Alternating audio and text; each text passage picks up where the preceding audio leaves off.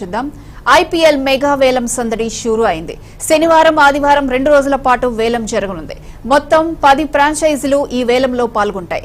అయితే ప్రస్తుతం అందరి చూపు కొత్త టీంలైన లక్నవా, అహ్మదాబాద్ మీద ఉంది. ఇప్పటికే ముగ్గురేసి ఆటగాళ్లను ఎంచుకోవడం పూర్తయింది. కోచ్ తో పాటు సహాయక సిబ్బందిని నియమించుకోవడమూ జరిగింది.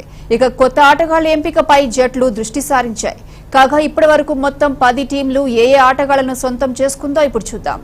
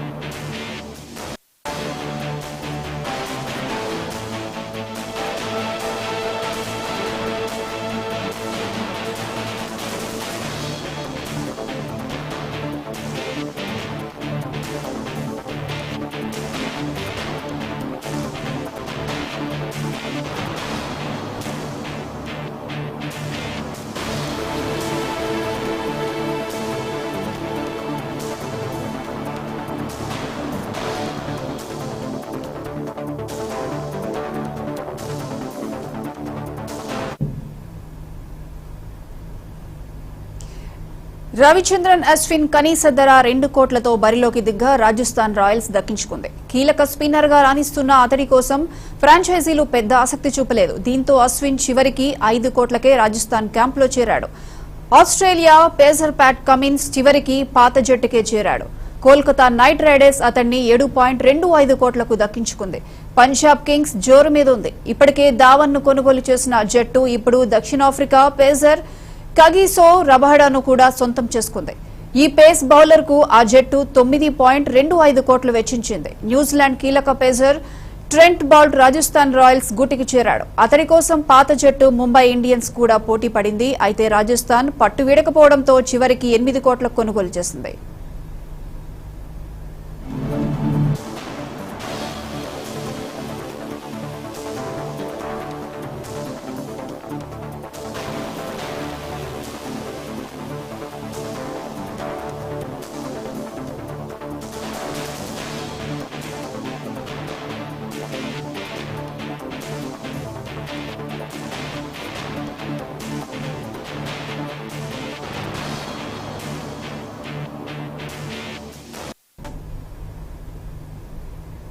టీమిండియా కీలక పేసర్ మహ్మద్ షమీని గుజరాత్ టైటాన్స్ 6.25 కోట్లకు దక్కించుకుంది.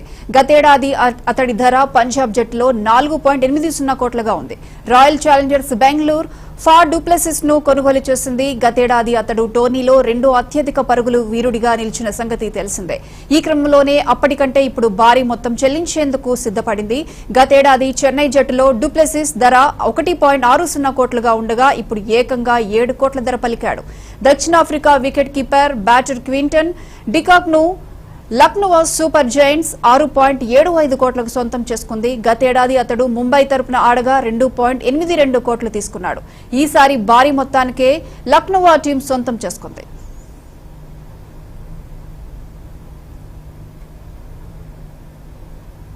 రాబిన్ ఉతప్పను చెన్నై సూపర్ కింగ్స్ 2 కోట్లకు సొంతం చేసుకుంది.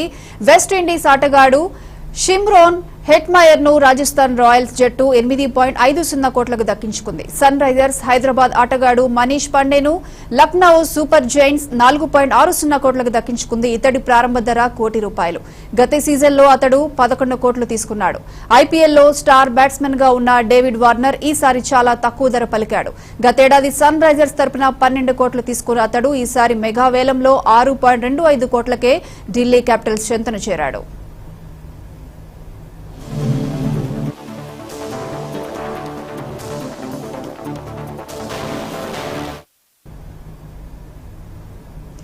పేసర్ నటరాజన్ ను సన్ రైజర్స్ హైదరాబాద్ జట్టు తిరిగి దక్కించుకుంది. ప్రారంభ ధర ₹1,00,00,000 కాగా 4 కోట్లు వెచ్చించి హైదరాబాద్ సొంతం చేసుకుంది. భారీ ధరకు ముంబై ఇండియన్స్ తను దక్కించుకోవడంపై యువ ఆటగాడు ఇషాన్ కిషన్ ఆనందం వ్యక్తం చేశారు. ఆ వీడియోను ముంబై ఇండియన్స్ ట్విట్టర్ లో పంచుకుంది. వెస్టిండీస్ ఆటగాడు నికోలస్ పూరన్ భారీ ధర పలికాడు. 10.75 కోట్లకు సన్ రైజర్స్ హైదరాబాద్ దక్కించుకుంది. ఇతడి ప్రారంభ ధర 1.50 కోట్లు కాగా భారీ ధర పలకడం విశేషం. గతేడాది వరకు ఇతడు పంజాబ్ కింగ్స్ జట్టు తరపున ఆడిన విషయం తెలిసిందే. Wicket keeper Wriddhiman Saha, England ఆటగాడు శామ్ బిల్లింగ్స్ ను కొనుగోలు చేసేందుకు ఫ్రాంచైజీలు ఆసక్తి చూపలేదు.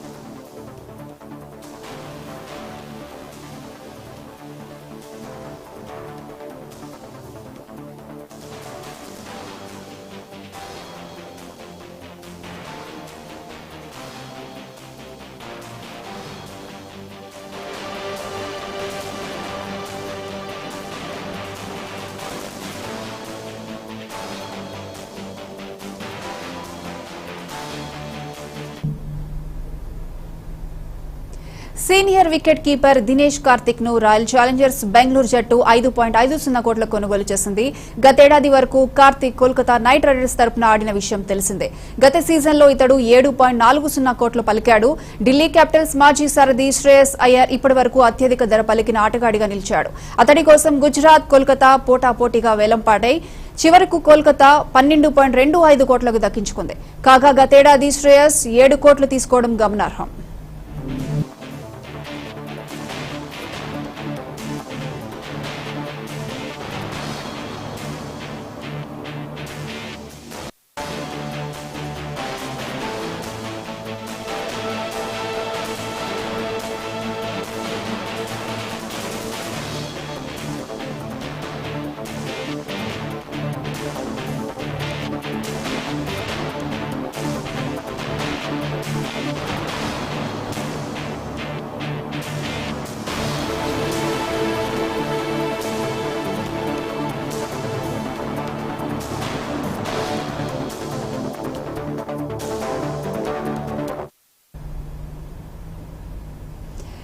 ఐపీఎల్ మెగా వేలం సంబంధించి మరిన్ని అప్డేట్స్ మనతో మాట్లాడడానికి Telangana cricket association secretary Guruva Reddy గారు లైన్ లో సిద్ధంగా ఉన్నారు. గురువారెడ్డి గారు నమస్తే అండి.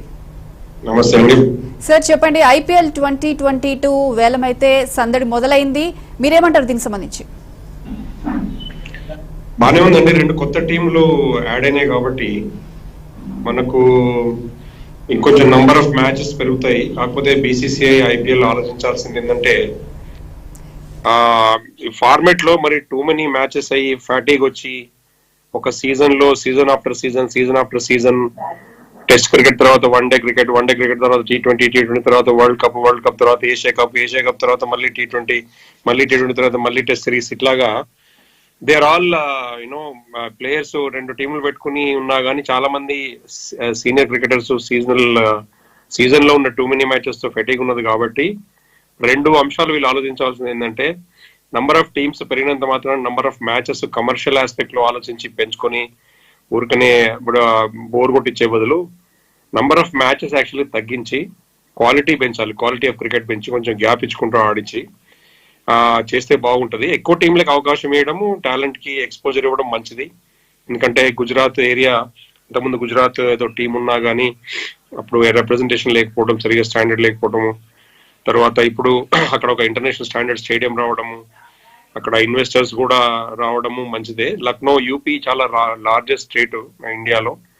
యూపీ పేరుతో ఒక రిప్రజెంటేషన్ ఉండడం కూడా మంచిదే. ఈసారి యాక్చువల్ గా 2 టీంలు కొత్త టీంలు యాడ్ కావడము, హెల్దీ కాంపిటీషన్, తర్వాత దేశవ్యాప్తంగా ఈక్వల్ ఆపర్చునిటీ అందరికి ఇవ్వడం అనేది ఒక కాన్సెప్ట్ లో చూస్తే మంచి డెవలప్మెంట్. అయితే ఇవాళ ఈ వేలం విషయానికి వస్తే depending on the players rating and depending on the players performance, ₹1 కోటి ₹2 కోట్లు ఎక్కువ తక్కువ ప్లేయర్స్ అందరూ కూడా పర్ఫార్మెన్స్ చేసేవాళ్ళు, రెగ్యులర్ గా ఆడేవాళ్ళు ప్యాషన్ తోటి కాంపిటేటివ్ క్రికెట్ ఆడి వాళ్ళు ఎప్పుడు కూడా పర్ఫార్మెన్స్ ప్రూవ్ చేసుకోవాలని ప్యాషన్ తో ఆడే వాళ్ళకి రేటింగ్ బాగుంటుంది, పర్ఫార్మెన్స్ వస్తుంది. వాళ్ళ ఫోకస్ ఏరియా కూడా పర్ఫార్మెన్స్ ఉన్నప్పుడు ఈ డబ్బులు అనేది పెద్ద లెక్క కాదు. అది 7 కోట్ల 9 కోట్ల 12 కోట్ల 15 కోట్ల అనేది మనము మాట్లాడుకోవడానికి న్యూస్ కింద తప్పితే 15 కోట్లకు ఆక్షన్ లో కొనుక్కోబడ్డ ప్లేయర్ అయినా సరే, 2 కోట్లకు ఆక్షన్ లో కొనుక్కోబడ్డ ప్లేయర్ అయినా సరే, టీం కింద మనం మైదానంలో గ్రౌండ్ లో దిగినప్పుడు 11 ప్లేయర్లు అందరూ వాళ్ళ 100% బెస్ట్ ఇవ్వాల్సిందే. కాకపోతే ఒక్కోసారి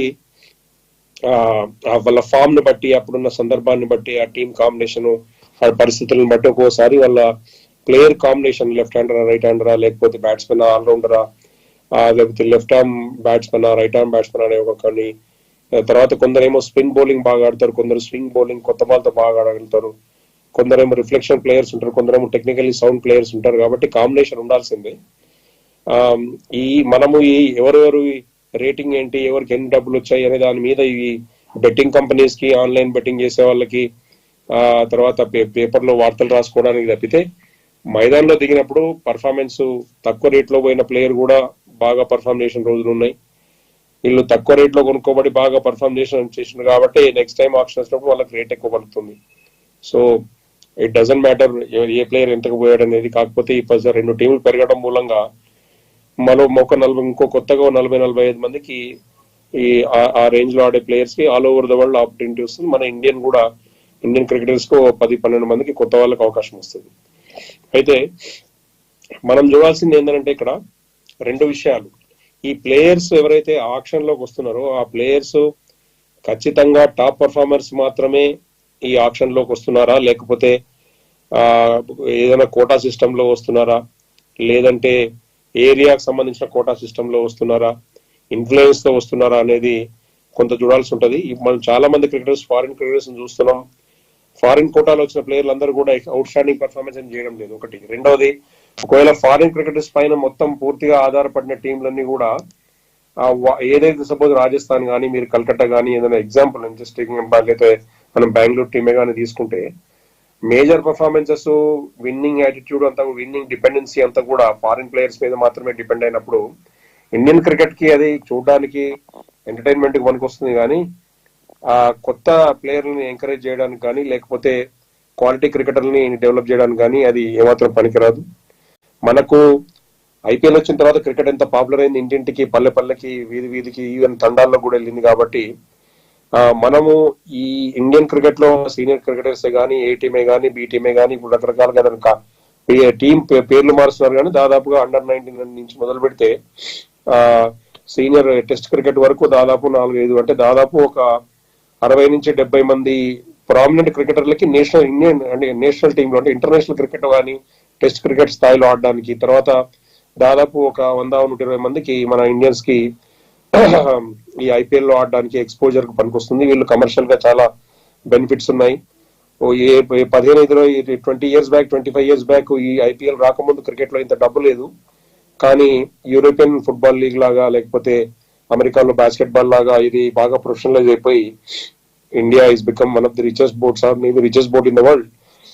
ఐసీసీని శాసించే స్థాయికి మనం ఎదిగినామంటే క్రికెట్ కు మన దేశంలో ఉన్న ఏదైతే ప్రామినెన్స్ ఉందో దాని తొందరగా క్యాచ్అప్ కావడం అడ్వాంటేజ్. అయితే దాన్ని మనం పూర్తిగా అడ్వాంటేజ్ తీసుకోవాలి. ఫారిన్ కంట్రీస్ లో ఉన్న ప్లేయర్స్ కో, లేకపోతే ఏ వెస్టిండీస్, సౌత్ ఆఫ్రికా ప్లేయర్స్ కో తీసుకొచ్చి మనము అడ్వాంటేజ్ ఇవ్వడం కాకుండా మన ప్లేయర్స్ ని మనము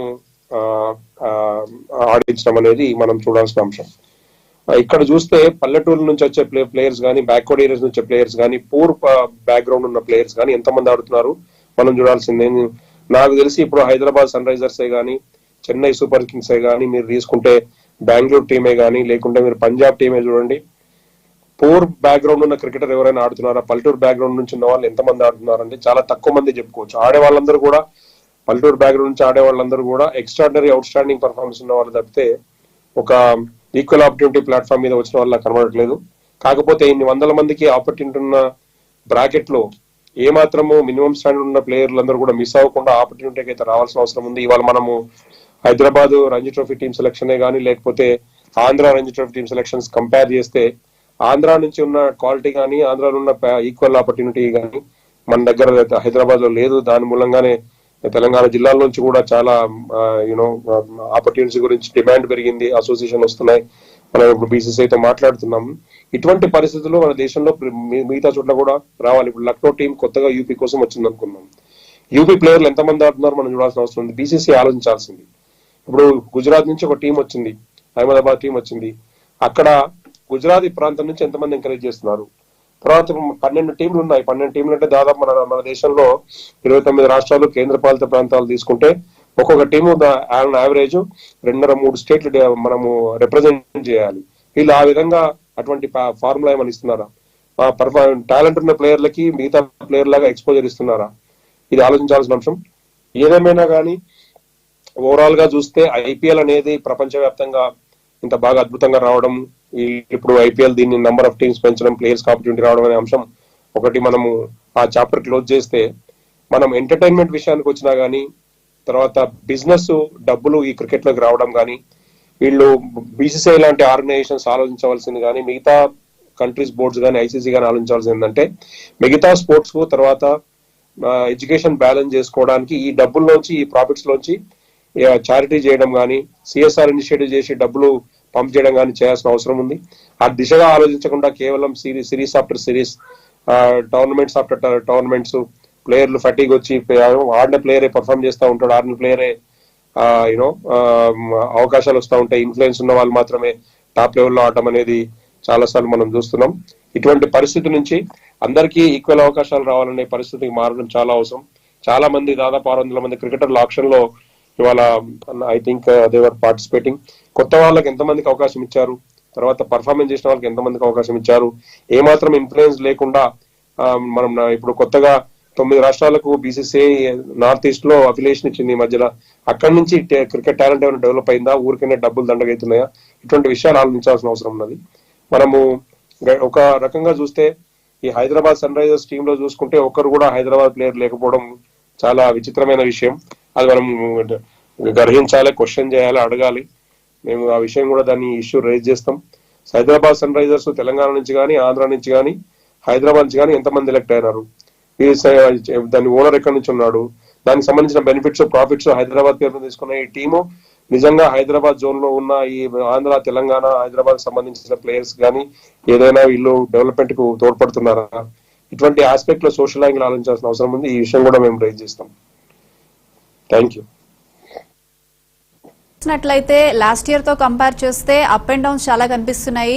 అంటే లాస్ట్ ఇయర్ తక్కువకు పలికిన వారు ఈసారి ఈ ఆప్షన్ లో ఎక్కువ గెలుపొందారు.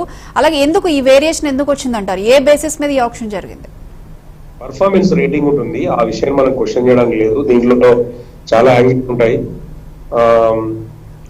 ఎవరైతే కన్సిస్టెంట్ గా పర్ఫార్మ్ చేసి వాళ్ళ రేటింగ్ ఎక్కువ ఉంటుందో వాళ్ళకి కాంపిటీషన్ ఎక్కువ ఉంటుంది. న్యాచురల్ అది. డబ్బులు పెట్టేవాళ్ళు ఇది ఈ బెట్టింగ్ ప్రపంచంలో కానీ, మీరు ఈ కాంపిటేటివ్ రేటింగ్ ప్రపంచంలో కానీ చాలా సాఫ్ట్వేర్లు వచ్చినాయి, రకరకాల సిస్టమ్స్ వచ్చినాయి. ఆ విషయంలో మనకేం బెంగలేదు. మనకి ఎవరికైనా ప్లేయర్ కి ఎక్కువ డబ్బులు వస్తున్నాయంటే చూసి సంతోషపడతాం, అతను హ్యాపీగా ఉంటాడు. కానీ ఆ ప్లేయర్ నిజంగా మళ్ళీ ఈసారి ఆ విధంగా పర్ఫామ్ చేస్తాడు ఎక్స్పెక్టేషన్స్ తగ్గట్టుగా. తర్వాత ₹1 కోట్లకు 2 కోట్లకు మాత్రమే ఆక్షన్ కాబట్టి ప్లేయర్ రేపు పొద్దున పర్ఫార్మెన్స్ విషయంలో అతనికి అవకాశం ఇస్తారా? ఇవి చాలా ఆలోచించాల్సిన విషయాలు. మనం ఈ రేటింగ్ ఎక్కువ తక్కువలతో మనకు సంబంధం లేదండి. మనము ఆలోచించవలసింది ఏంటంటే ఈ క్రికెట్ మూలంగా మనకి ప్రేక్షకులుగా కానీ లేదంటే క్రికెటింగ్ ఫ్రెటర్నిటీ కానీ ఏ విధంగా హెల్ప్ అవుతుందని చూడాలి. ఒకటి, క్రికెట్ డెవలప్మెంట్ ఓవరాల్ గా కానీ, మిగతా స్పోర్ట్స్ డెవలప్మెంట్ కానీ, ఇండియా పరువును, ప్రతిష్టను ఇంకా ప్రపంచ మార్కెట్ లో పెంచడానికి కానీ ఏ విధంగా ఉపయోగపడుతుంది. దీనికి కాంపిటీషన్ లో వచ్చే బిజినెస్ హౌసెస్ ద్వారా ఉండే పెట్టుబడులు ఉంటాయో వాటిని మిగతా స్పోర్ట్స్ డెవలప్మెంట్ కానీ, backward area of sports development కానీ, క్రికెటే తీసుకుంటే క్రికెట్ డెవలప్మెంట్ కానీ నిజంగా ఉపయోగిస్తున్నారా? ఇది ఆలోచించాలి. ఈ విషయంలో పోటీ ఆలోచించాలి. లేకపోతే రాను ఏమవుతుంది అంటే ఓన్లీ మజిల్స్ ఉండి, ఫిట్నెస్ ఉండి, డబ్బు ఉండి, ఎక్కువ న్యూట్రిషన్ అవకాశం ఉండి ప్లేయర్లు ₹30,000 ₹40,000 పెట్టి బ్యాట్ కొనుక్కునే కెపాసిటీ ఉన్న వాళ్ళు, పెద్ద పెద్ద స్పాన్సర్స్ ఉన్న వాళ్ళు, డబ్బు ఉన్న వాళ్ళు మాత్రమే క్రికెట్ కింద ఇది కన్వర్ట్ కాకూడదు. దానికోసమే మనము ఆలోచించాల్సిన ఈ విషయం సీరియస్ యాక్చువల్ గా. ఈసారి నుంచి ఈ విషయంలో మేము గట్టిగా రైజ్ చేస్తాం.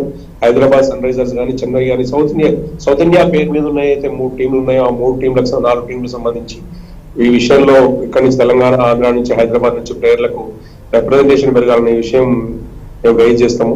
సరే, ఈ రేటింగ్ విషయాలు, ఎక్కువ తక్కువ విషయాలు మనకు పెద్దగా మనం పట్టించుకోవాల్సిన అవసరం లేదు. ప్లేయర్స్ కొత్త వాళ్ళకి అవకాశం ఏమొస్తుందనే విషయం ఇంపార్టెంట్. ఎంతమంది కొత్త వాళ్ళు ఆడుతున్నారు, అందులో పూర్ బ్యాక్గ్రౌండ్ కానీ బ్యాక్వర్డ్ ఏరియాస్ వచ్చిన వాళ్ళు కానీ పల్లెటూరు నుంచి వచ్చిన క్రికెటర్స్ ఎంతమంది వచ్చారనేది చూపించాలి. ఆ అంశం నాకు కనబడట్లేదు ఇక్కడ. అది మనం ఆలోచించాల్సిన విషయం. రైట్ అండి, థ్యాంక్ యూ గురువారెడ్డి గారు.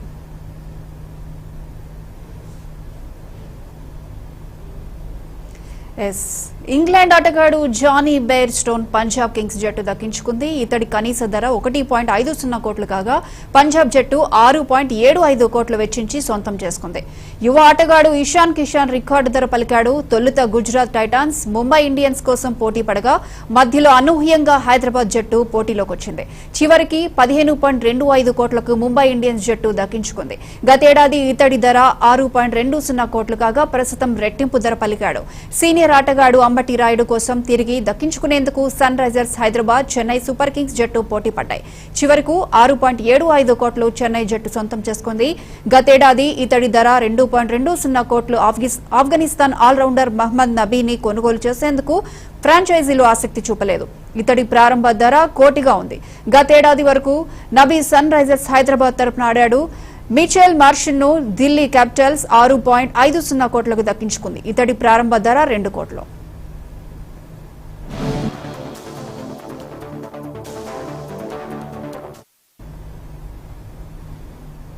ఆల్రౌండర్ కృణాల్ పాండ్యాను లక్నో సూపర్ జైంట్స్ 8.25 కోట్లకు దక్కించుకుంది. గతేడాది వరకు ఇతడు ముంబై ఇండియన్స్ తరపున ఆడాడు. గత సీజన్లో ఇతడి ధర 8.80 కోట్లు. వాషింగ్టన్ సుందర్ ను సన్ రైజర్స్ హైదరాబాద్ 8.75 కోట్లకు దక్కించుకుంది. గతేడాది వరకు ఇతడు రాయల్ ఛాలెంజర్స్ బెంగళూరు జట్టు తరపున ఆడిన విషయం తెలిసిందే. గత సీజన్లో ఇతడి ధర 3.20 కోట్లు. ఈసారి వేలంలో రెట్టింపు ధర పలకడం విశేషం. శ్రీలంక ఆటగాడు వనిందు హసరంగను రాయల్ ఛాలెంజర్స్ బెంగళూరు జట్టు 10.75 కోట్లకు కొనుగోలు చేసింది. కాగా ఇతడి ప్రారంభ ధర ₹1 కోటి.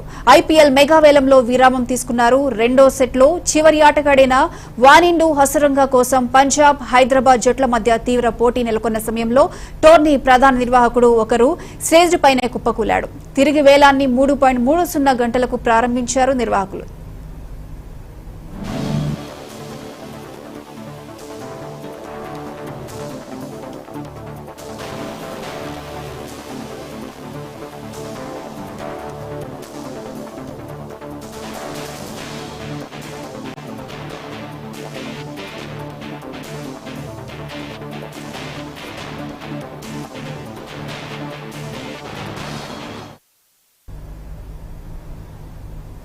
యువ ఆల్రౌండర్ దీపక్ హుడా ప్రారంభ ధర 75 లక్షలు కాగా లక్నో సూపర్ జైంట్స్ జట్టు 5.75 కోట్లకు దక్కించుకుంది. గత సీజన్లో దీపక్ పంజాబ్ కింగ్స్ జట్టు తరపున ఆడాడు. గత సీజన్లో అదరగొట్టిన బౌలర్ హర్షల్ పటేల్ ను బెంగళూరు జట్టు 10.75 కోట్లకు సొంతం చేసుకుంది. గత సీజన్లో 32 వికెట్లు తీసి పర్పుల్ క్యాప్ అందుకున్నాడు. దీంతో ఈసారి భారీ ధర వెచ్చించి మరీ అతన్ని సొంతం చేసుకుంది. విండీస్ ఆటగాడు జసన్ హోల్డర్ భారీ ధర పలికాడు. గతేడాది హైదరాబాద్ అతన్ని 75 లక్షలకు సొంతం చేసుకోగా ఈసారి లక్నో సూపర్ జైంట్స్ జట్టు 8.75 కోట్లకు సొంతం చేసుకుంది. యువ ఆటగాడు నితీష్ రాణాను కోల్కతా నైట్ రైడర్స్ జట్టు 8 కోట్లకు దక్కించుకుంది. గతేడాది ఇదే జట్టు తరపున ఆడిన ఇతడి ధర 3.40 కోట్లుగా ఉండేది. విండీస్ ఆటగాడు డీజే బ్రావోని చెన్నై సూపర్ కింగ్స్ జట్టు మరోసారి సొంతం చేసుకుంది. ఈసారి అతన్ని 4.40 కోట్లకు దక్కించుకుంది. కాగా గతేడాది అతడు 6.40 కోట్లకు తీసుకున్నాడు. ఆస్ట్రేలియా ఆటగాడు స్టీవ్ స్మిత్ ను కొనుగోలు చేసేందుకు ఫ్రాంచైజీలు ఆసక్తి చూపలేదు. గతేడాది స్మిత్ ఢిల్లీ క్యాపిటల్స్ తరపున ఆడిన విషయం తెలిసిందే. యువ ఆటగాడు దేవదత్ పడిక్కల్ ను రాజస్థాన్ రాయల్స్ 7.75 కోట్లకు సొంతం చేసుకుంది. ఇంగ్లాండ్ ఆటగాడు జేసన్ రాయ్ ని గుజరాత్ టైటాన్స్ జట్టు సొంతం చేసుకుంది. 2 కోట్లకు అతన్ని దక్కించుకుంది.